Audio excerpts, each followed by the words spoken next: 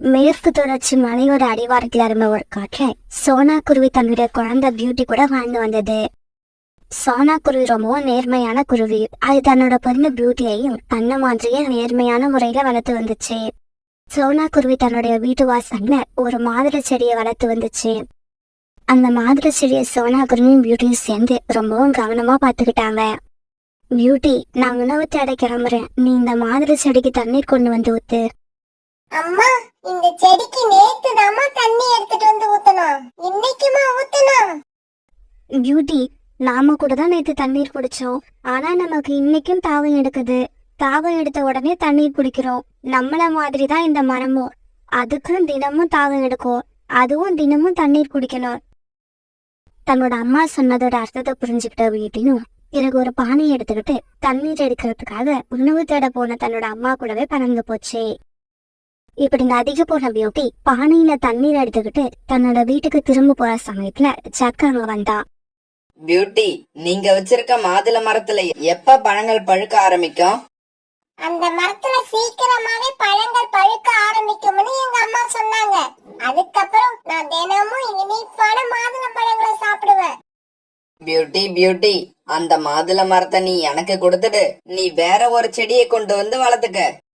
இங்க பாரு ஜக்கு, அந்த மாதுளை மரம் சின்ன செடியில இருந்து நானும் எங்க அம்மாவும் அதை ரொம்ப அன்பா வளர்க்கிறோம். அந்த மாதுளை மரத்தை நான் யாருக்கும் கொடுக்க மாட்டேன்.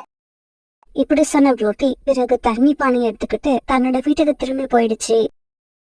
பியூட்டி இப்படி சொன்ன உடனே ஜக்குவுக்கு கோபம் வந்துச்சு. உடனே அவன் தன்னோட வீட்டுக்கு பறந்து போனான். அம்மா அம்மா, பியூட்டி தன்னோட வீட்டுல வளர்த்துக்கிட்டு இருக்க மாதுளை மரம் எனக்கு வேணும்.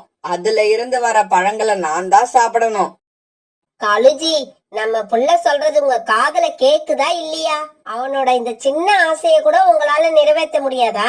நம்ம பையன் ஜக்கு எப்படி அழுவுறான்னு பாருங்க.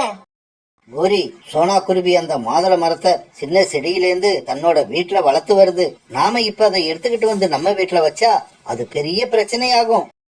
அதுக்காக நம்ம பையன் இப்படி அழுதுகிட்டு இருக்கிறத என்னால பார்க்க முடியாது. பொறுமையா இரு கோரி, அதுக்கும் என்கிட்ட ஒரு வழி இருக்கு. எனக்கு தெரிஞ்சு நம்ம காட்டுல வேப்ப மரங்கள் நிறைய இருக்கு. அதுல ஒரு வேப்ப மரத்தை கொண்டு போய் சோனா குருவி வீட்டு வாசல்ல நட்டு வச்சுட்டு அந்த மாதுளை மரத்தை எடுத்துக்கிட்டு வந்து நம்ம வீட்டுல நட்டு வச்சிருவோம். ஜக்கு, நான் சொன்னனா இல்லையா? நமக்கு என்ன பிரச்சனையா இருந்தாலும் நம்ம அப்பா கிட்ட சொன்னா ஏதாவது ஒரு ஐடியா பண்ணி நாம நினைச்சத நடத்தி காட்டுவாங்க. பிறகு ராத்திரி ஆச்சு. ஒரு வேப்ப மரத்தை சோனா குருவி வீட்டுக்கு எடுத்துட்டு போன காலுக்காகவும் அங்க இருந்த மாதுளை மரத்தை எடுத்துட்டு அந்த இடத்துல அந்த வேப்ப மரத்தை நட்டு வச்சுது. பிறகு மாதுளை மரத்தை தூக்கிக்கிட்டு தன்னோட வீட்டுக்கு வந்துச்சு. மறுநாள் பொழுது விடிஞ்சிச்சு. காலையில எழுந்திரிச்சு வந்த ஜக்கு தன்னோட வீட்டு வாசல்ல மாதுளை மரத்தை பார்த்துட்டு ரொம்பவும் சந்தோஷப்பட்டான். அப்பா அப்பா, இந்த மரத்துல எப்ப மாதுளை பழங்கள் காய்க்க ஆரம்பிக்கும்? ஜக்கு, இந்த மரத்துல இப்பதான் சின்ன சின்னதா பூ வைக்க ஆரம்பிச்சிருக்கு. இன்னும் கொஞ்ச நாள்ல இதுல காய்கள் காய்க்க ஆரம்பிச்சிரும். அப்பா அப்பா, பியூட்டி இந்நேரம் அந்த வேப்ப மரத்தை மாதுளை மரம்னு நினைச்சு ரொம்ப அக்கறையா அதுக்கு தண்ணி கொண்டு வந்து ஊத்திக்கிட்டு இருக்கோம். அத நினைச்சா எனக்கு சிரிப்பு சிரிப்பா வருது. அம்மா, நதிக்கு தண்ணி எடுக்க போனப்ப அங்க ஜக்க பார்த்தேன். நம்ம வீட்டுல இருக்க மாதுளை மரத்தை அவனுக்கு வேணும்னு அவன் என்கிட்ட கேட்டான். நான் கொடுக்க முடியாதுன்னு சொல்லிட்டு வந்துட்டேன். பியூட்டி, ஜக்குவோட அப்பாவும் அம்மாவும் எப்படியோ அதே மாதிரிதான் அவனும் இருக்கான். அடுத்தவங்க வச்சிருக்க பொருள் மேலதான் அவங்க எப்பவும் ஆசைப்படுவாங்க. இப்படியே சில நாட்கள் நகர்ந்துச்சு. பியூட்டி ஒரு நாள் தான் வீட்டுல இருந்த மரத்துக்கிட்ட போனா. அப்ப அந்த மரத்துல பச்சை கலர்ல சின்ன சின்னதா வேப்பங்காய்கள் காய்ச்சிருந்தது. அதை பார்த்த பியூட்டிக்கு ரொம்பவும் குழப்பமா இருந்தது. மாதுளை பழம் உருண்டை உருண்டையா தானே இருக்கும். இது என்ன, இந்த மரத்துல இருக்கிற காய்கள் ரொம்பவும் சின்னதா இருக்குதே. இந்த விஷயத்தை பத்தி அம்மா கிட்ட இப்பவே கேட்டாகணும். அம்மா அம்மா, இந்த மாதுளம் காய்களை பாருங்க. இப்படிப்பட்ட மாதுளம் காய்களை நான் இதுவரைக்கும் பார்த்ததே இல்ல. பியூட்டி, இது மாதுளை மரமே கிடையாது, இது வேப்ப மரம். ஆனா நம்ம வீட்டுல மாதுளை செடியை தான் கொண்டு வந்து வச்சேன். அது எப்படி வேப்ப மரமா மாறுச்சுன்னு எனக்கு ஒண்ணுமே புரியல. சோனா குருவி இப்படி சொன்னதும் அத பியூட்டியால தாங்க முடியல. உடனே கண்ணீர் விட்டு ஆயிடுச்சு. அம்மா அம்மா, என்னைக்கோ ஒரு நாள் இந்த மரம் நமக்கு மாதுளம் பழங்களை கொடுக்குங்கிற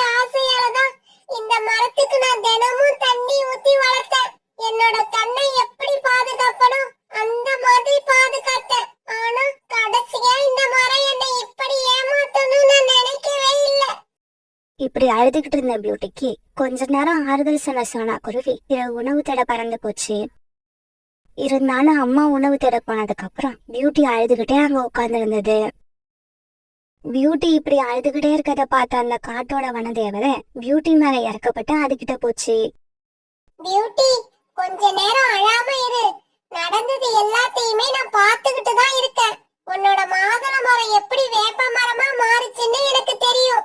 இந்த காட்டுல இருக்கிற காகங்கள் தான் உன்னோட மாதுள மரத்தை எடுத்துக்கிட்டு அந்த இடத்துல வேப்ப மரத்தை கொண்டு வந்து வச்சாங்க. அந்த ஜக்கு இருக்கால, அவன் எப்பவுமே என்கிட்ட வம்பு இழுத்துக்கிட்டே இருக்கான். அவன் என்ன நிம்மதியா இருக்க விடவே மாட்டான். பியூட்டி, நீ அந்த மாதுளை மரத்துக்கு ரொம்பவும் சேவை செஞ்சிருக்க. அதுக்கு தினமும் தண்ணி ஊத்தி இருக்க. அப்படி இருக்கிறப்ப உன்னோட உழைப்பை யாரும் திருடிட்டு போக முடியாது. அப்படி போகவும் நான் விட மாட்டேன்.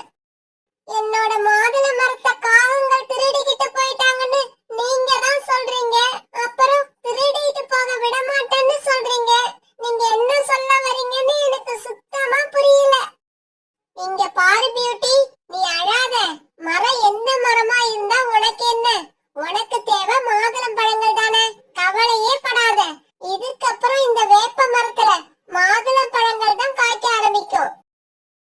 இப்படி சொன்ன அந்த தேவதை பிறகு தான் கையில இருந்த மந்திரக்கோலை அந்த மரத்தை நோக்கி நீட்டுச்சு. என்ன ஆச்சரியம், அந்த வேப்ப மரத்துல உள்ள வேப்பங்காய்கள் எல்லாம் மாதுளம்பழங்களா மாறிடுச்சு. பிறகு இந்த தேவதை காங்களோட வீட்டை நோக்கி பறந்து போச்சு. இப்படி போன தேவதை மாதுளை மரத்துல இருந்த மாதுளம்பழங்களை எல்லாம் வேப்பங்காய்களா மாத்திடுச்சு. தன்னோட வீட்டுல இருந்த வேப்ப மரத்துல இப்ப மாதுளம்பழங்கள் பழுத்ததை பார்த்த பியூட்டிக்கு சந்தோஷம் தாங்கல. அம்மா அம்மா, இங்க வந்து பாருங்க, நம்ம மாதுளை மரத்துல வேற ஏதோ சின்ன சின்ன காய்கள் காய்ச்சிருக்கு. ஜக்கு இப்படி கத்துன உடனே காலுக்காகவும் குறிக்காகவும் அந்த மரத்துக்கிட்ட வந்தாங்க. ஜக்கு, பயப்படாத. ஒரு சமயம் இந்த மரத்துல இந்த மாதிரி சின்ன சின்ன மாதுளம் பழங்கள் காய்க்கும்னு நினைக்கிறேன். காலுஜி, சீக்கிரமா இத சாப்பிட்டு பாருங்க. உடனே காலுக்காகவும் ஒரு வேப்பங்காயை எடுத்து சாப்பிட்டு பார்த்தது. சீச்சி, ஒரே கசப்பு. கோரி, இது மாதுளம்பழம் இல்ல, இது வேப்பங்கா. தன்னோட அப்பா இப்படி சொன்ன உடனே அதை கேட்ட ஜக்கு சோகமாயிட்டா. இந்த சமயத்துல அந்த மாதுளை மரம் இப்படி பேச ஆரம்பிச்சது. இங்க பாருங்க காகங்களே, உங்களோட எண்ணம் எப்படி இருக்கோ அதே மாதிரிதான் இந்த மரத்துல வர பழங்களோட ருசியும் இருக்கும். நல்ல எண்ணம் கொண்ட குருவிகளோட வேப்ப மரத்துல இனிப்பான மாதுளை பழங்கள் காய்ச்சிருக்கு. திருட்டு புத்தியும் பேராசையும் கொண்ட உங்களுடைய மாதுளை மரத்துல வேப்பங்காய்கள் காய்ச்சிருக்குது. இத கேட்ட காலுக்காகவும் கோரிக்காகவும் ஜக்கு இவங்க 3 பேரும் சோனா குருவியோட வீட்டுக்கு பறந்து போனாங்க. அங்க இருந்த வேப்ப மரத்துல பெரிய பெரிய சிவப்பான மாதுளம் பழங்கள் காய்ச்சி தொங்கிக்கிட்டு இருந்தது. சோனா குருவியும் பியூட்டியும் அந்த மரத்துக்கு கீழே உட்காந்து மாதுளம் பழங்களை ஆசை தீர சாப்பிட்டுக்கிட்டு இருந்தாங்க. காலுஜி, அந்த மரம் சொன்னது உண்மைதான். நாம உண்மையாவும் நேர்மையாவும் நடந்துகிட்டோம்னா நமக்கு கிடைக்கிற எல்லாமே இனிப்பாவும் சந்தோஷமாவும் இருக்கும். ஒரு பெரிய அடர்ந்த காட்டுல இருந்த சின்ன வீட்டுல ஒரு வயதான காகம் வாழ்ந்து வந்துச்சு. அந்த காகத்துக்கு 2 பசங்க. மூத்த பையன் பேரு காலு, 2வது பையன் பேரு வாளு. ஒரு நாள் உடம்பு முடியாம படுத்த படுக்கையில இருந்த அந்த வயதான காகம் தன்னோட மூத்த பையன் காலு காகத்தை தாங்கிட்ட கூப்பிட்டாங்க. டேய் காலு, உன்னோட தம்பி வாலு எங்க போயிருக்கான்? அம்மா, அவன் உங்களுக்கு மருந்து வாங்குறதுக்காக மருந்து டாக்டர் ஹாஸ்பிட்டல் வரைக்கும் போயிருக்கான். இங்க பாருடா காலு, என்னோட உடம்பு ரொம்ப மோசமா போய்கிட்டு இருக்கு. ஒருவேளை நான் செத்துட்டேன்னா உன் தம்பிய நீதான் பத்திரமா பாத்துக்கணும். அவன் ஏதாவது தப்பு பண்ணனா கூட அவனை நீதான்டா காலு அட்ஜஸ்ட் பண்ணி போகணும். அப்புறம் நம்ம கிட்ட இருக்கிற இந்த வீட்டுல நீங்க 2 பேரும் கடைசி வரைக்கும் ஒத்துமையா இருக்கணும். இது இல்லாம நமக்குன்னு ஒரே ஒரு மாமரம் இருக்கு. அந்த மாமரத்தை நீங்க 2 பேரும் சேர்ந்துதான் பத்திரமா பாத்துக்கணும். இப்படி சொல்லிட்டு இருந்த அந்த வயதான காகம் அப்படியே இறந்து போயிட்டாங்க. அம்மா அம்மா, என்னோட அம்மா இறந்து போயிட்டாங்க, என்னோட அம்மா இறந்து போயிட்டாங்க. இந்த சமயத்துல பறந்து டாக்டர் கிட்ட மருந்து வாங்க போன காலுக்காகத்தோட தம்பி வாழ்வும் அங்க வந்தது. அண்ணா, நான் அம்மாவுக்கு தேவையான எல்லா மருந்தையும் வாங்கிக்கிட்டு வந்துட்டேன். அம்மாவை எழுந்திருச்சு உக்காந்து இத சாப்பிட சொல்லுங்க. வாளு வாளு, அம்மா உயிரோட இல்ல, அம்மா இறந்துட்டாங்கடா. இதை கேட்டுட்டு காலுக்காகத்தோட தம்பி வாளு கண்ணீர் விட்டு அழ ஆரம்பிச்சது. இங்க பாரு வாளு, அழாத. அம்மாவுக்கு வயசாயிடுச்சு, அப்புறம் அவங்களோட உடல்நிலை வேற சரியில்லை. எப்படி நம்ம அப்பா வயசானதுக்கு அப்புறம் நிம்மதியா இறந்து போனாரோ அதே மாதிரி தான் நம்ம அம்மாவும் இறந்து போயிருக்காங்க. பறவையா பிறந்தவங்க எல்லாம் ஒரு நாள் இல்ல ஒரு நாள் இறந்து போய் தானே ஆகணும். இப்படியே 2-3 நாட்கள் ஓடிடுச்சு. காலுக்காகத்தோட வீட்டுல இருந்த மளிகை பொருட்கள் எல்லாம் காலியாயிடுச்சு. சமைக்கிறதுக்கான எந்த பொருளுமே அந்த வீட்டுல இல்ல. இத பார்த்த காலுக்காகவும் காலுக்காகத்தோட தம்பி வாழுவும் இப்படி பேச ஆரம்பிச்சாங்க. இங்க பாரு வாளு, இதுக்கு அப்புறமும் நாம இப்படியே இருந்தா குடும்பத்தை நடத்த முடியாது. அதனால நீ ஏதாவது வேலைக்கு போக முயற்சி பண்ணு. அண்ணா அண்ணா, நான் வேலைக்கு போயிட்டா வீட்டு வேலைகளை எல்லாம் யார் செய்யறது? உங்களுக்கு தான் எந்த வேலையை செஞ்சு பழக்கமே இல்லையே. இங்க பாரு வாளு, நான் இப்ப கல்யாணம் பண்ணலாம்னு முடிவு பண்ணிருக்கேன். கல்யாணம் பண்ணி நான் உனக்கு ஒரு அண்ணிய கொண்டு வர போறேன். சரி சரி, நீ சீக்கிரமா போய் வேலை கிடைக்குதான்னு பாரு. நான் போய் கல்யாணம் பண்ணி அண்ணிய அழைச்சுக்கிட்டு வந்துடுறேன். அதுக்கப்புறம் நம்ம 2 பேருக்கும் சாப்பாடு தயார் பண்ற வேலைய அவ பாத்துப்பா. பிறகு காலுக்காகத்தோட தம்பி வேலை தேடி கிளம்ப காலுக்காகவும் கல்யாணம் பண்ணிக்கிறதுக்காக பறந்து போச்சு. கோரி, நாம இப்ப கல்யாணம் பண்ணிக்கலாம். என்னோட தம்பி கிட்ட எல்லா விஷயத்தையும் சொல்லிட்டேன். நீங்க சொல்றத பார்த்தா கல்யாணத்துக்கு அப்புறம் உங்க தம்பி நம்ம கூடவே இருப்பாருன்னு நினைக்கிறேன்.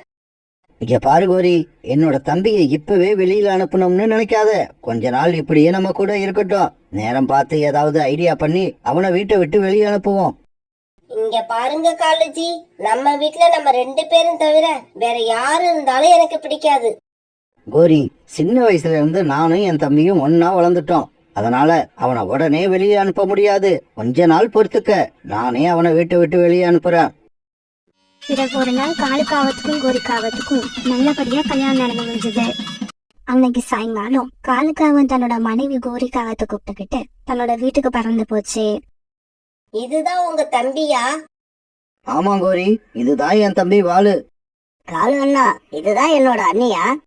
என்ன நீ என்ன பார்த்து அண்ணியான்னு கேக்குற?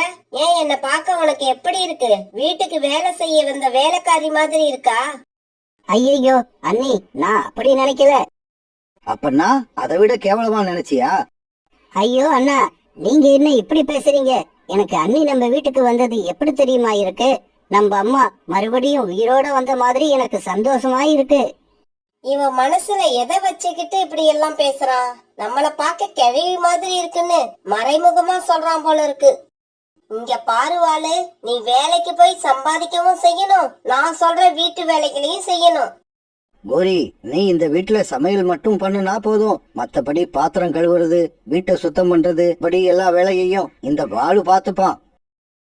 பிறகு மறுநாள்ல இருந்து காலையில சீக்கிரமா எழுந்திருச்சு வாலு வேலைக்கு கிளம்பி போயிடும். வாலு ஒரு பெரிய ஹோட்டல்ல சப்ளையரா வேலை பார்த்துக்கிட்டு இருந்துச்சு.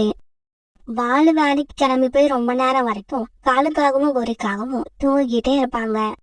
ரொம்ப லேட்டா எழுந்திருக்கிற இவங்க 2 பேரும் நதிக்கரைக்கு போய் உட்காந்து காத்து வாங்க ஆரம்பிச்சாங்க. பிறகு சாயங்காலமா வீட்டுக்கு வர கோரிக்காகவும் வேண்டா வெறுப்பா இரவு உணவை தயார் பண்ண ஆரம்பிக்கும்.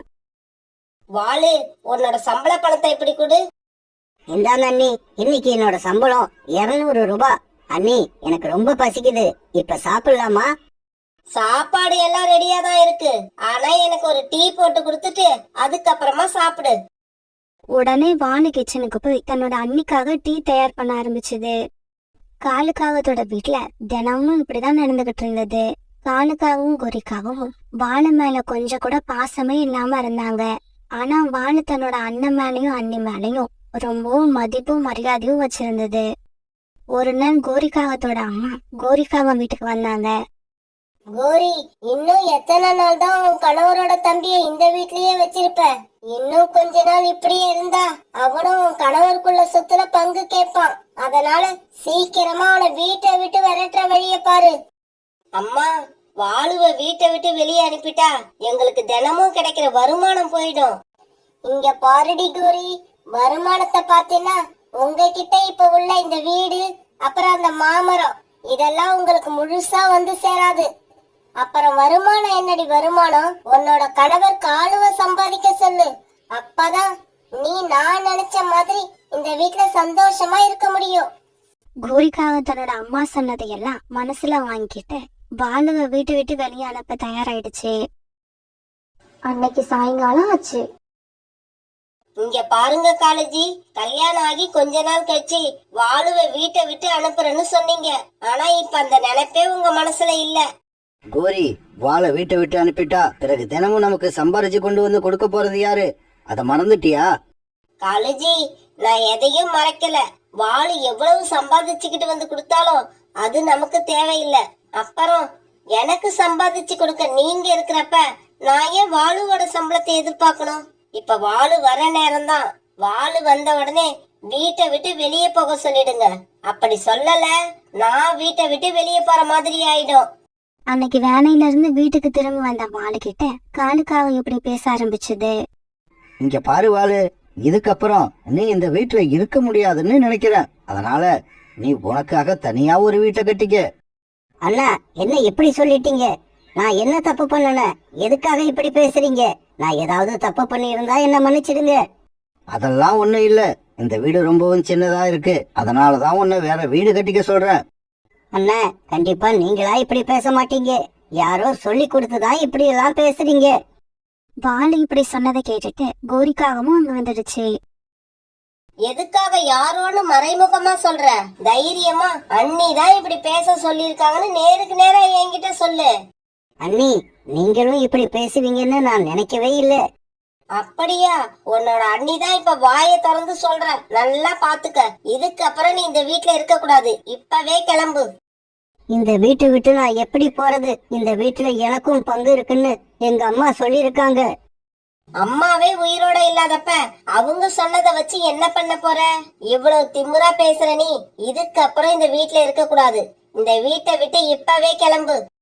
பிறகு வேற வழி இல்லாத வாளு அந்த வீட்டை விட்டு அழுதுகிட்டே பறந்து போச்சு. அண்ணனும் அண்ணியும் இப்படி வீட்டை விட்டு அனுப்புனதுக்கு அப்புறம் வாளுவோட மனசு ரொம்ப கஷ்டப்பட்டுச்சு.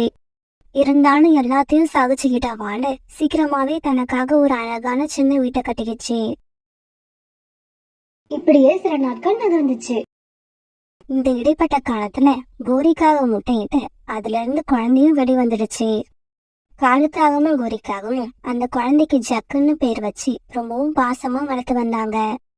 இங்க பாருங்க காலேஜி, இந்த வீடு, நம்ம கிட்ட இருந்த மாமரம் எல்லாத்தையும் அடகு வச்சு பணத்தை வாங்கி செலவு பண்ணிட்டோம். இதுக்கப்புறமும் நீங்க வீட்லயே உட்கார்ந்து இருக்கிறது சரியில்லை. போங்க, போய் ஏதாவது வேலை பார்த்து சம்பாதிச்சுக்கிட்டு வாங்க. இங்க பாரு கோரி, யார பார்த்து வேலைக்கு போக சொல்ற? என்ன பார்த்து எங்க அம்மா கூட இந்த வார்த்தைய சொன்னதில்ல. உன் பேச்ச கேட்டுக்கிட்டு என் தம்பிய வீட்டை விட்டு அனுப்புனது எவ்வளவு பெரிய தப்புன்னு எனக்கு இப்பதான் புரியுது. இங்க பாருங்க, வேலை பார்த்து நீங்க பணம் சம்பாதிச்சுக்கிட்டு வந்தீங்கன்னா வீட்டுல இருப்பேன். இல்லன்னா என் குழந்தைய தூக்கிக்கிட்டு எங்கேயாவது போயிடுவேன். அவசரப்படாத கோரி, போறேன். போய் ஏதாவது வேலை கிடைக்குதான்னு தேடி பாக்குறேன். இப்படி சொன்ன காலுக்காக இஷ்டமே இல்லாம வேலை தேடுறதுக்காக வீட்டை விட்டு வெளியில பறந்து போச்சு. பிறகு ஒரு நாள் திடீர்னு ஜக்குக்கு உடல்நிலை சரியில்லாம போயிடுச்சு. பேச்சு மூச்சு இல்லாம அப்படியே மயங்கி கீழே கிடந்தான். காலேஜி, நம்ம பையனோட நிலைமைய பாருங்க. இப்ப உடனே இவனை டாக்டர் கிட்ட அழைச்சிட்டு போகணும். ஆனா நம்ம கிட்ட இப்ப 100 ரூபாய் கூட பணம் இல்ல. கோரி, நானே இன்னைக்குதான் முதலா வேலைக்கு போக போறேன். இப்படி திடீர்னு 2000 ரூபாய் பணம் கேட்டா என்கிட்ட எப்படி இருக்கும்? நான் ஜக்குவை தூக்கிக்கிட்டு பருந்து டாக்டர்கிட்ட போய் கடன் சொல்லியாவது மருந்து வாங்கிட்டு வரேன். இப்படி சொன்ன கோரி உடனே ஜக்குவை தூக்கிக்கிட்டு பறந்து டாக்டர் ஹாஸ்பிட்டலுக்கு பறந்து போச்சு. இங்க பாரு கோரி, ஜக்குவுக்கு தேவைப்படுற மருந்து 2000 ரூபாய். அவ்வளவு பணத்தை உன்னை நம்பி என்னால கடனா கொடுக்க முடியாது. பணத்தை எடுத்துக்கிட்டு வந்து கொடுத்துட்டு மருந்த வாங்கிக்கிட்டு போ. அம்மா அம்மா, என் பையனோட உயிரை காப்பாத்த அவசரமா 2000 ரூபாய் தேவைப்படுது. கோரி, திடீர்னு இப்படி என்கிட்ட வந்து கேட்டா நான் 2000 ரூபாய்க்கு எங்க போவேன்? இவ்வளவு தூரம் பறந்து என்ன பார்க்க வந்ததுக்கு வேற யார்கிட்டயாவது போய் கேட்டு இருக்கலாம். காலுக்காகவும் கோரிக்காகவும் யார் யார்கிட்டயோ போய் பணம் கேட்டு பார்த்தாங்க. ஆனா யாருமே உங்களுக்கு பணம் கொடுக்கல. இத நினைச்சு காலுக்காகவும் கோரிக்காகவும் தங்களுடைய வீட்டு வாசல்ல உட்காந்து அழுதுகிட்டு இருந்தாங்க. அந்த சமயத்துல இந்த விஷயத்தை கேள்விப்பட்ட வாளு அங்க வந்தது. அண்ணே, அண்ணி, ஜக்குவுக்கு உடல்நல சரியில்லைன்னு யார்கிட்டயோ போய் பணம் கேட்டிருக்கீங்க. உங்களுக்கு நான் ஒருத்தன் உயிரோட இருக்கிறது ஞாபகம் வரவே இல்லையா? உங்க 2 பேரையும் நான் அப்பா அம்மாவா நினைக்கிறேன். நீங்க அழுதுகிட்டு இருக்கிறத என்னால வேடிக்கை பார்க்க முடியாது. இந்தாங்க, இந்த பணத்தை எடுத்துக்கிட்டு போய் ஜக்குவை குணப்படுத்துங்க. இப்படி சொன்ன வாளு அவங்களுக்கு தேவையான பணத்தை கொடுத்தது. வாளு, என்ன மன்னிச்சிடு. மனசாட்சியே இல்லாம உன்னை வீட்டை விட்டு வெளியே அனுப்புன. ஆனா நீ மனசுல எதையுமே வச்சுக்காம இந்த இக்கட்டான சமயத்துல எங்களுக்கு நீயா வந்து உதவி பண்ற. அண்ணி, இப்படி எல்லாம் பேசி நேரத்தை வீணாக்காதீங்க. சீக்கிரமா ஜக்குவை தூக்கிக்கிட்டு ஹாஸ்பிட்டலுக்கு போங்க. உடனே காலுக்காகவும் கோரிக்காகவும் ஜக்குவை தூக்கிக்கிட்டு ஹாஸ்பிட்டலுக்கு போனாங்க. இப்படி ஜக்குவை தூக்கிக்கிட்டு ஹாஸ்பிட்டலுக்கு போறப்பதான் காலுக்காகத்துக்கும் கோரிக்காகத்துக்கும் ஒரு உண்மை தெரிய வந்துச்சு. நல்ல உள்ளம் கொண்டவங்களுக்கு நாம என்னதான் வெறுப்ப காட்டி கெடுதல் பண்ணினாலும் நாம ஆபத்துல இருக்கிறப்ப அவங்களா வந்து உதவி பண்ணுவாங்க. ஏன்னா அவங்களுடைய இயல்பே கஷ்டத்துல இருக்கிறவங்களுக்கு உதவி பண்றதுதான். 2 நாளா கொஞ்சம் கூட ஓய்வே இல்லாம சரியான மழை பெஞ்சுக்கிட்டே இருந்தது. எல்லா பறவைகளும் வீட்டை விட்டு வெளியே வராம தங்களோட வீட்லயே பாதுகாப்பா இருந்தாங்க. ஆனா சோனா குருவியோட மட்டும் அப்படி வீட்டுல இருக்க முடியல. ஏன்னா சோனா குருவி அந்த காட்டுல பகோடா வியாபாரம் பண்ணிக்கிட்டு இருந்தது. அம்மா, காலையில இருந்து நம்ம கடைக்கு யாருமே வரல. வாங்க கடையை எடுத்து வச்சுட்டு நம்ம வீட்டுக்கு போகலாம். இங்க பாரு கோக்கு, கடை வச்சிருக்கவங்க யாரும் நீ சொல்ற மாதிரி செய்ய மாட்டாங்க. வியாபாரம் நடக்குதோ இல்லையோ இப்ப வாடிக்கையாளர்களை எதிர்பார்த்து கடையை திறந்துதான் வச்சிருப்பாங்க. இவங்க இந்த மாதிரி பேசிக்கிட்டு இருக்கும்போது ரீட்டா கிட்டே சோனா குருவியோட பகோடா கடைக்கு வந்தது. சோனா, சீக்கிரமா எனக்கு சுட சுட 100 ரூபாய்க்கு பகோடா தயார் பண்ணி கொடு. வீட்ல திடீர்னு கெஸ்ட் வந்துட்டாங்க. என்ன பண்றதுன்னு தெரியல. நல்ல வேளை உன் ஞாபகம் வந்தது. உடனே இங்க வந்துட்டேன். கவலைப்படாத ரீட்டா, இன்னும் 2 நிமிஷத்துல உனக்கு தேவையான பகோடாவை ரெடி பண்ணி சுட சுட தரேன். இப்படி சொன்ன சோனா குருவி உடனே பகோடாவை தயார் பண்ண ஆரம்பிச்சது. சோனா குருவி ரீட்டாவுக்கு பகோடா தயார் பண்ணி கொடுத்து அனுப்புறதுக்கு முன்னாடி பகோடா வாங்கறதுக்காக இன்னும் 4-5 பறவைகள் சோனா குருவியோட கடைக்கு வந்துட்டாங்க. உடனே சோனா குருவி ரொம்பவும் சுறுசுறுப்பா செயல்பட்டு கடைக்கு வந்த பறவைகள் எல்லாருக்கும் நல்ல முறையில பகோடா தயார் பண்ணி கொடுத்துருந்துச்சு. அம்மா, நீங்க சொன்னது உண்மைதான். கடை வச்சிருக்கவங்க எல்லாருமே மழை பெஞ்சாலும் சரி, வெயில் அடிச்சாலும் சரி, கடையை திறந்து வச்சுக்கிட்டு உட்காந்துருக்கணும் போல இருக்கு. ஒரு நேரம் இல்ல ஒரு நேரம் வியாபாரம் கண்டிப்பா நடக்கும். இங்க பாருங்களேன், கொஞ்ச நேரத்துல 500 ரூபாய்க்கு வியாபாரம் பண்ணிட்டோம். ஆமா குக்கு, இந்த மழை நேரத்துல நிறைய பறவைகள் சுட சுட பகோடா சாப்பிட விரும்புவாங்க. சோனா குருவியும் அந்த பையன் குக்கும் இப்படி பேசிக்கிட்டு தங்களோட பகோடா கடையில வியாபாரம் பண்ணிக்கிட்டு இருந்தாங்க. காலுஜி, 2 நாளா மழை பெஞ்சுக்கிட்டே இருக்கு. எனக்கு எதையாவது சூடா சாப்பிடணும் போல இருக்கு. சீக்கிரமா சோனா குருவி கடைக்கு போய் 100 ரூபாய்க்கு பகோடா வாங்கிட்டு வாங்க. வாயால சொன்னா எப்படி? 100 ரூபாய் காசை கையில கொடு, இப்பவே போய் வாங்கிக்கிட்டு வரேன். காலுஜி, நம்ம என்னைக்கு சோனா குருவி கடையில காசு கொடுத்து வாங்கியிருக்கோம். கணக்குல எழுதிட்டு வாங்கிட்டு வாங்க. என்னது கணக்கா?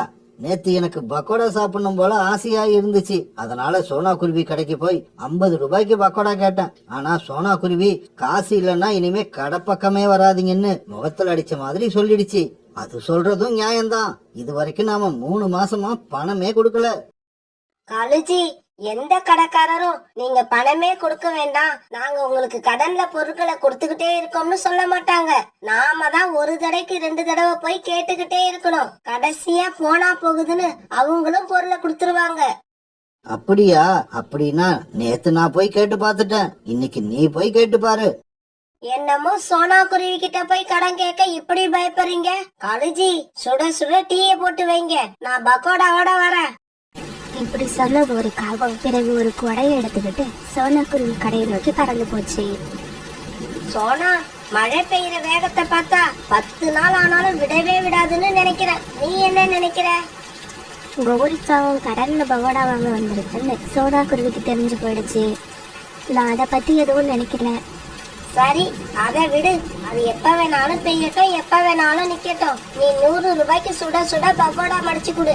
இந்த மாதிரி மழை பெய்யுற சமயத்துல எல்லாம் பகோடா சாப்பிட்டு எனக்கு பழக்கம் ஆயிடுச்சு. அதுல கிடைக்கிற சந்தோஷமே வேற.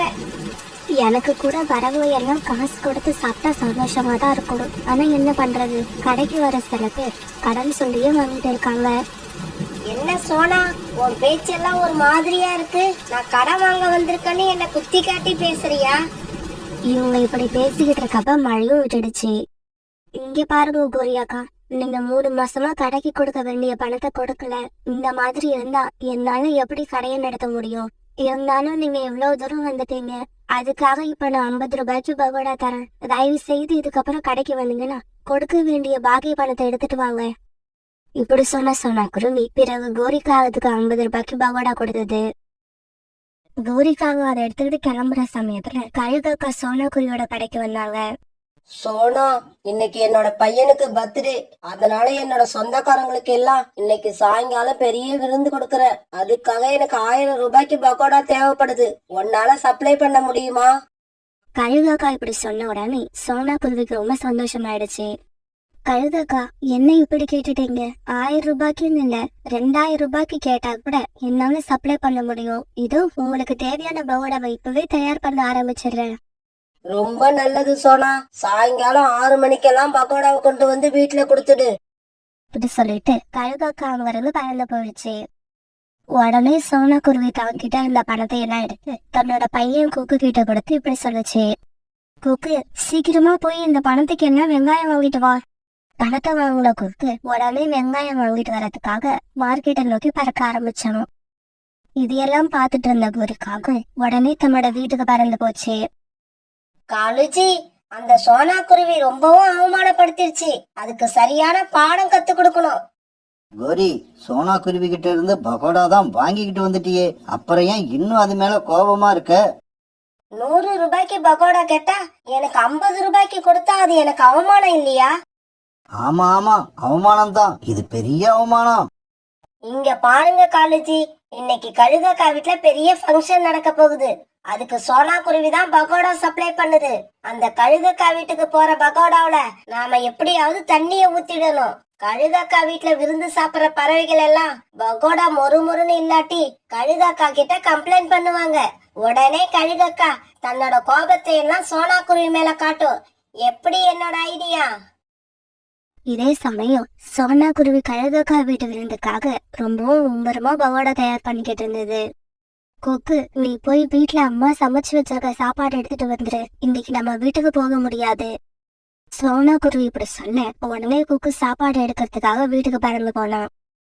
குக்கு போய் கொஞ்ச நேரம் கழிச்சு சோனா குருவியோட கடையில ரீஃபண்ட் ஆயில் தீர்ந்து போயிடுச்சு.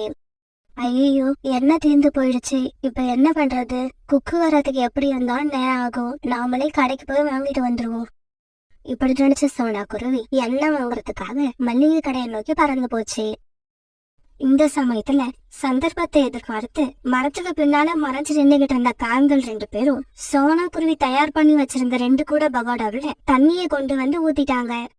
இப்படி தண்ணிய ஊத்துன காங்கள் 2 பேரும் சோனா குருவி வர்றதுக்குள்ள அவசர அவசரமா அந்த இடத்தை விட்டு பறந்து போனாங்க. ரீஃபைண்ட் ஆயில் வாங்கிட்டு தன்னோட கடைக்கு திரும்பி வந்த சோனா குருவி பகோடா வச்சிருந்த கூடையில யாரோ தண்ணி ஊத்தி இருக்கத பார்த்துட்டு மனசுடைஞ்சு போயிடுச்சு. இது யார் செஞ்ச வேலைன்னு தெரியல, நான் தயார் பண்ணி வச்சிருந்த பகோடாவில யாரோ தண்ணிய ஊத்திட்டாங்க. இப்ப நான் கழுகக்காவுக்கு என்ன பதில் சொல்லுவேன்? இந்த சமயத்துல சாப்பாடு எடுக்க போன குக்கும் சாப்பாடு எடுத்துக்கிட்டு திரும்பி வந்துட்டான். இப்படி வந்த குக்கு நடந்ததை பார்த்துட்டு அதிர்ச்சி ஆயிட்டான். அம்மா, இப்படி நடக்கும்னு நானும் எதிர்பார்க்கல. பகோடா தயார் பண்ணி கொடுத்தாதான் கழுகு ஆண்டி பணம் கொடுப்பாங்க. இப்ப நமக்கு வர வேண்டிய பணம் போயிடுச்சு. குக்கு, பணம் போனா பரவாயில்ல, எப்படியாவது நம்ம சம்பாதிச்சுக்கணும். சொன்ன நேரத்துல நம்ம பகோடா சப்ளை பண்ணலன்னா கழுகக்காவுக்கு கோபம் வந்துடும். அதை நம்மளால சமாளிக்க முடியாது. புதுசா பகோடா தயார் பண்ணி கொடுக்கலாம், ஆனா நம்ம கிட்ட வெங்காயம் வாங்குறதுக்கு கூட பணம் இல்ல. அம்மா அம்மா, வெங்காயம் வாங்கறதுக்கு பணம் இல்லன்னா என்ன? இப்ப கொஞ்ச நாளா மழை பெஞ்சதால நம்ம காட்டுக்குள்ள நிறைய காளான்கள் வளர்ந்துருக்கு. நான் அதை பறிச்சுக்கிட்டு வரேன். நம்ம காளான்ல பகோடா போட்டு கழுகாண்டிக்கு கொடுப்போம். குக்கு, இது உண்மையிலேயே நல்ல ஐடியா தான். காளான் பகோடா நல்லாதான் இருக்கும். இப்படி பேசிக்கிட்ட சோனா குருவியும் குக்குவும் பிறகு காட்டுக்குள்ள போய் காளான்களை சேகரிச்சு கொண்டு வந்தாங்க.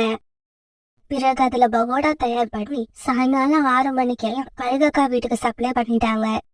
கழுகக்கா வீட்டுல நிறைய கழுகுகளுக்கு விருந்து நடந்துகிட்டு இருந்தது. சோனா குருவி தயார் பண்ண பகோடா நல்லா இருந்ததுன்னு எல்லா பறவைகளும் பாராட்டினாங்க. இந்த சமயத்துல சோனா குருவி கழுகக்கா கிட்ட அடி வாங்குறத பாக்குறதுக்காக காலுக்காகவும் குறிக்காகவும் அவங்க வந்தாங்க. இப்படி வந்த காருங்கள் எல்லா பறவைகளும் சோனா குருவிய பாராட்டதை பார்த்துட்டு அதிர்ச்சி ஆயிட்டாங்க. என்ன கோரி, நாம ஒண்ணு நினைக்க இங்க வேற ஒண்ணு நடந்துகிட்டு இருக்கு. அதுதான் காலுஜி, எனக்கு ஒண்ணுமே புரியல. வாங்க நேரா கழுகக்கா கிட்ட போய் உண்மையை சொல்லுவோம். அப்பதான் இந்த சோனாவுக்கு அடி கிடைக்கும். இந்த சோனா குருவி உங்களுக்கு கொடுக்க வேண்டிய பகோடாவுல தண்ணிய ஊத்தி கொண்டு வந்து கொடுத்திருக்கு. தயவு செய்து அதை யாருக்கும் சாப்பிட கொடுக்காதீங்க. இந்த பக்கோடா மொறுமொறுன்னு இருக்காது, வதக்குன்னு தான் இருக்கும். காவல் இப்படி சொன்ன உடனே நம்ம தயார் பண்ணி வச்சிருந்த பகோடாவில தண்ணிய ஊத்துனது இந்த காவல் தான் சோனா குருவிக்கு தெரிஞ்சு போயிடுச்சு. உடனே சோனா குருவி நடந்த உண்மை எல்லாத்தையும் கழுகக்கா கிட்ட சொல்லுச்சு.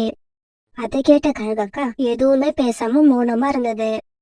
காகங்களே, நீங்க 2 பேரும் தக்க சமயத்துல வந்து என்கிட்ட உண்மையை சொல்லி இருக்கீங்க. அதனால உங்களுக்கு ஒரு பரிசு கொடுக்க போறேன். இப்படி சொன்ன கழுகாக்கா அவங்க 2 பேரும் பக்கத்துல அழைச்சிட்டு போய் கொடுக்க வேண்டிய பரிசு கொடுக்க ஆரம்பிச்சது. பிறகு காவங்கள் 2 பேரையும் அங்க இருந்த தூண்ல கட்டி போட்டது. இங்க பாருங்க காகங்களே, விருந்து முடிஞ்சதுக்கு அப்புறம் இந்த வீட்டை நீங்க 2 பேரும் தான் சுத்தம் பண்ணணும். அதுக்கு முன்னாடி இங்க இருந்து தப்பிச்சு போக பாத்தீங்க, உங்களை உயிரோட விட மாட்டேன். காவங்களுக்கு நடந்த நிலைமைய பார்த்து சுற்றி வயிறு வலிக்கு சிரிச்சுக்கிட்டே இருந்தா.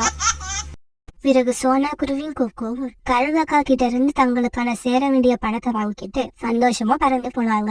சோனா சோனா, என்ன காப்பாத்து, எனக்கு வலி தாங்கல. இந்த மரத்துக்கு கீழே இருக்கிற என்ன சீக்கிரமா வெளியில எடு, இல்லன்னா என்னோட உயிர் போயிடும். ரீட்டா, அழாத. என்னால தனியா இந்த மரத்தை தூக்க முடியாது. இரு, நான் போய் காலனையும் கோரியக்காவையும் அழைச்சிட்டு வரேன். அவங்க வீடு இங்க பக்கத்துலதான் இருக்கு. இப்படி சொன்ன குருவி அங்கிருந்து வேகமா பறந்து போச்சு. கோரியக்கா, காலனை கூப்பிட்டுக்கிட்டு சீக்கிரமா வாங்க. ரீட்டா மேல ஒரு பெரிய மரக்கில விழுந்து அது உயிருக்கு போராடிக்கிட்டு இருக்கு. என்னால தனியா அந்த கிளைய தூக்க முடியல. நீங்களும் கொஞ்சம் வந்து உதவி பண்ணுங்க. சோனா, இப்பவாவது எங்களை பத்தி தெரிஞ்சுக்கிட்டியா? இந்த காட்டுலயே வலுவான பறவைகள் நாங்க தான். அதனாலதான் யாருக்கு என்ன ஆபத்து வந்தாலும் நீங்க எல்லாம் எங்களை தேடி வரீங்க. காலண்ணா, இதெல்லாம் அப்புறம் பேசிக்கலாம். முதல்ல நீங்க வந்து ரீட்டாவோட உயிரை காப்பாத்துங்க.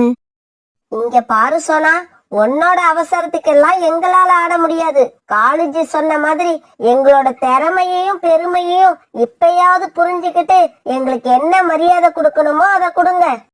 இங்க பாருங்க காங்களே, கடைசி வரைக்கும் இப்படியே இருக்கலாம்னு நினைக்காதீங்க. கஷ்டங்கிறது மத்தவங்களுக்கு மட்டும் இல்ல, உங்களுக்கும் ஒரு நாள் வரலாம்.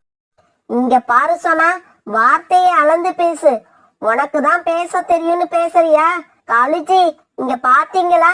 அதாவது நாம கஷ்டப்படணும், அத பார்த்து ரசிக்கணுங்கிறதுதான் மத்த பறவைகளோட ஆசை. இங்க பாரு சோனா, எங்களுக்கு எந்த கஷ்டம் வந்தாலும் நாங்களே சமாளிச்சுப்போம். நீங்க ஒண்ணும் வந்து எங்களுக்கு உதவி செய்யணும்னு தேவையில்லை. தயவு செய்து இப்ப இடத்த காலி பண்ணு. இவ்வளவு தூரம் பேசுனதுக்கு அப்புறம் யாருக்கும் உதவி செய்யணும்னு எங்களுக்கு அவசியம் இல்ல. உடனே சோனா குருவி காவலோட வீட்டை விட்டு வேகமா வெளியே போச்சு. இப்படி பறந்து போன சோனா குருவி நேரா புறா வீட்டுக்கு போச்சு. அந்த சமயத்துல புறா, ராணி புறா இவங்க 2 பேரும் அவங்க வீட்டுக்கு வெளியில உட்காந்து பேசிக்கிட்டு இருந்தாங்க. புறா வீட்டுக்கு போன சோனா குருவி நடந்தது எல்லாத்தையும் அவசரமா அவங்க கிட்ட சொல்லுச்சு. உடனே எல்லா பறவையும் சோனா குருவி பின்னால பறந்து போனாங்க. காப்பாத்துங்க, என்ன காப்பாத்துங்க, எனக்கு ரொம்ப வலிக்குது, சீக்கிரமா என்ன காப்பாத்துங்க. பிறகு எல்லா பறவைகளும் சேர்ந்து அந்த மரக்கிளையை தூக்கி வேற பக்கம் விட்டு எறிஞ்சாங்க. உடனே ரீட்டா கிளி ரொம்பவும் சிரமப்பட்டு எழுந்திரிச்சு உட்கார்ந்தது. நண்பர்களே, நல்ல வேலையா சீக்கிரமா வந்து என்ன காப்பாத்திட்டீங்க. உங்க எல்லாருக்கும் ரொம்ப நன்றி. ரீட்டா, இந்த சம்பவம் எப்படி நடந்துச்சு? நான் இந்த மரத்துக்கு கீழே உட்கார்ந்து ஒரு மிளகா பழத்தை சாப்பிட்டுக்கிட்டு இருந்தேன். அப்ப திடீர்னு ஒரு மரக்கிளை முறிஞ்சி என் மேல விழுந்துடுச்சு. சோனா, நீ காகங்களை அழைச்சுக்கிட்டு வரேன்னு சொல்லிட்டு தானே போன. அப்புறம் ஏன் ரொம்ப தூரம் பறந்து போய் இவங்களை கூப்பிட்டுக்கிட்டு வந்திருக்க? நீ போன சமயம் காகங்கள் வீட்டுல இல்லையா? நான் போனப்ப காங்கள் வீட்டுலதான் இருந்தாங்க. இப்படி அழிஞ்ச சோனா குருவி பிறகு நடந்தது எல்லாத்தையும் தன்னோட நண்பர்கள் கிட்ட சொல்லுச்சு. அவங்க 2 பேரும் கொஞ்சம் கூட இரக்கமே இல்லாம பேசுறாங்க. இப்படியெல்லாம் கூட இறக்கமே இல்லாத பறவைகள் இருப்பாங்கன்னு எனக்கு இப்பதான் தெரியும். நாம எந்த சூழ்நிலையிலும் அந்த காகங்கள் மேல நம்பிக்கையே வைக்க கூடாது. அவங்க 2 பேரும் எந்த நிமிஷத்துல எப்படி மாறுவாங்கன்னு யாருக்கும் தெரியாது. நண்பர்களே, கடைசி வரைக்கும் அந்த காங்கள் இப்படியே இருந்துட முடியாது. நம்ம நடந்துக்கிற விதம் தப்புன்னு என்னைக்காவது ஒரு நாள் அந்த காங்களுக்கு தெரிய வரும். இப்படியே சில நாட்கள் நகர்ந்துச்சு. ஒரு நாள் காங்கள் 2 பேரும் பறந்து போய்கிட்டு இருக்கப்ப ராணிக்குருவி அவங்கள கூப்பிட்டுச்சு. காகங்களே, கொஞ்சம் இங்க வாங்க, எனக்கு ஒரு உதவி பண்ணிட்டு போங்க. ரோனி, அவசரமா போயிட்டு இருக்க எங்களை அலட்சியமா தடுத்து நிறுத்திட்ட. சொல்லு, எதுக்காக எங்களை தடுத்து நிறுத்தின? என்னோட கூடு ரொம்பவும் மோசமான நிலைமையில இருக்கு. இத சரி பண்றதுக்கு எனக்கு கொஞ்சம் காஞ்ச புற்கள் தேவைப்படுது. என்னோட ரெக்கைகள்ல காயம் பட்டு கட்டு போட்டு இருக்க. அதனால காட்டுக்குள்ள போய் என்னால காஞ்ச புற்களை எடுத்துக்கிட்டு வர முடியல. நீங்க போற வழியில எங்கேயாவது காஞ்ச புற்கள் பாத்தீங்கன்னா எனக்காக கொஞ்சம் எடுத்துக்கிட்டு வாங்க. இவ்வளவுதானா? இல்ல எங்களுக்கு இன்னும் ஏதாவது வேலை வச்சிருக்கியா? வேற எந்த வேலையும் இல்ல. எனக்கு நீங்க இந்த உதவியை மட்டும் செஞ்சா போதும். ஆமா, எங்களை பார்க்க உனக்கு எப்படி இருக்கு? உனக்கு வேலை செய்யற வேலைக்காரவங்க மாதிரியா இருக்கும். இந்த காட்டுக்குள்ள எல்லா பறவைகளும் பார்த்து பயப்படுற எங்களை நீ உனக்கு வேலைக்காரங்களாக்கிக்கலான்னு பாக்குற, அப்படிதானே? இல்ல இல்ல, நான் அப்படியெல்லாம் நினைக்கல. இங்க பாரு, இதுக்கு மேல ஏதாவது ஒரு வார்த்தை பேசுன, இங்க இருக்கிற கூட்டையும் உன்னையும் கீழே தள்ளிட்டு போயிடுவோம், ஜாக்கிரதை. இப்படி சொன்ன காங்கள் பிறகு அங்கிருந்து பறந்து போனாங்க. என்னோட ரெக்கையில இப்படி அடிபட்டு கட்டு போட்டு இருக்கிறத பார்த்தும் இந்த காகங்களுக்கு என் மேல இறக்கம் வரல. கொஞ்சம் கூட கருணையே இல்லாத காகங்கள் இவங்க. பிறகு கொஞ்ச நேரம் கழிச்சு அந்த வழியா சோனா குருவி பறந்து வந்துச்சு. உடனே ரோனி குருவி சோனா குருவியை கூப்பிட்டு நடந்தது எல்லாத்தையும் சொல்லிச்சு. ரோனி அக்கா, இறக்கமே இல்லாத அந்த காகங்கள் கிட்ட உங்களை யார் உதவி கேட்க சொன்னது? கொஞ்ச நேரம் வெயிட் பண்ணுங்க, நான் இப்பவே போய் காஞ்ச பொருட்கள் எங்க இருந்தாலும் தேடி எடுத்துட்டு வரேன். இப்படி சொன்னா குருவி காட்டுக்குள்ள பறந்து போச்சு. பிறகு அது சொன்ன மாதிரி காஞ்ச பொருட்களை எடுத்துக்கிட்டு சீக்கிரமா திரும்பி வந்துடுச்சு. ரோனி அக்கா, நீங்க கொஞ்சம் இந்த கூட்டை விட்டு அந்த மரத்துல போய் உட்காருங்க. சோனா குருவி அப்படி சொன்ன உடனே ரோனி குருவி தாவி போய் மரத்துல உட்காந்துருச்சு. பிறகு சோனா குருவி ரோனி குருவியோட கூட்டை சரி பண்ணி கொடுத்துச்சு. சோனா, உனக்கு எப்படி நன்றி சொல்றதுன்னே தெரியல. நான் இந்த கூட்டை சரி பண்றதுக்கு ரொம்ப கஷ்டப்படுவேன்னு நினைச்சேன். ஆனா நீ என்னோட வேலையை ரொம்பவும் ஈஸியாக்கிட்ட. ரோனி அக்கா, இதுக்கு என்ன நன்றி சொல்ல வேண்டிய அவசியம் இல்ல. நாளைக்கு எனக்கு ஏதாவது ஒரு துன்பம் வந்தா நீங்க எனக்கு உதவி பண்ண மாட்டீங்களா? இப்படி கேட்ட சோனா குருவி பிறகு அங்க இருந்து பறந்து போயிடுச்சு. ஒரு நாள் இந்த காட்டு பகுதிக்கு தூரமா உள்ள ஒரு காட்டுல வந்து புதுசா ஒரு கழுகு வந்தது. நாம இந்த இடத்துக்கு வந்தது இந்த காட்டுல உள்ள பறவைகளுக்கு தெரியாது. அதனால நாம மறைஞ்சிருந்து இந்த பகுதிக்கு வர பறவைகளை ஈஸியா பிடிச்சு சாப்பிடலாம். இப்படி அந்த கழுகு யோசிச்சுக்கிட்டு இருக்கும் போது காலுக்காகவும் குறிக்காகவும் அங்க உள்ள ஒரு மட்டில வந்து உட்கார்ந்தாங்க. காலுஜி, இந்த இடத்துல கருப்பு வெள்ளத்துல ஒரு பழம் இருக்கு. அது ரொம்ப டேஸ்டா இருக்கும். அப்படியா சொல்ற? அந்த பழத்தை நான் இதுவரைக்கும் சாப்பிட்டதே இல்ல. நானே போன வாரம் தான் அந்த பழத்தை கண்டுபிடிச்சேன். இன்னைக்கு பழுத்து இருந்தா நம்ம 2 பேரும் சேர்ந்து சாப்பிடுவோம். காலுக்காகவும் கோரிக்காகவும் இப்படி பேசிக்கிட்டு இருக்கும் போது வேகமா பறந்து வந்த அந்த கழுகு கோரிக்காகத்தை பிடிச்சு கீழே தள்ளி மேல ஏறி உட்கார்ந்துருச்சு. புதுசா ஒரு கழுகு வந்து கோரிக்காகத்தை பிடிச்சதை பார்த்த காலுக்காகவும் அங்க இருந்து வேகமா பறந்து போயிடுச்சு. காலுஜி, காலுஜி, என்ன காப்பாத்துங்க, என்ன காப்பாத்துங்க. கோரி, என்னால இந்த கழுக ஒண்ணும் பண்ண முடியாது. நான் போய் இன்னும் யாரையாவது அழைச்சுக்கிட்டு வரேன். இப்படி சொன்ன காலுக்காகவும் யாரையாவது உதவிக்கு கூப்பிடறதுக்காக பறந்து போச்சு. அந்த சமயம் அந்த கழுகு கோரிக்காகத்தை ஒரு மரத்துல கட்டி போட்டுது. திரு கோரிக்காகத்தை சமைக்கிறதுக்காக அடுப்பை பத்த வச்சு அதுல ஒரு பெரிய பாத்திரத்துல வெந்நீர் சுட வச்சது.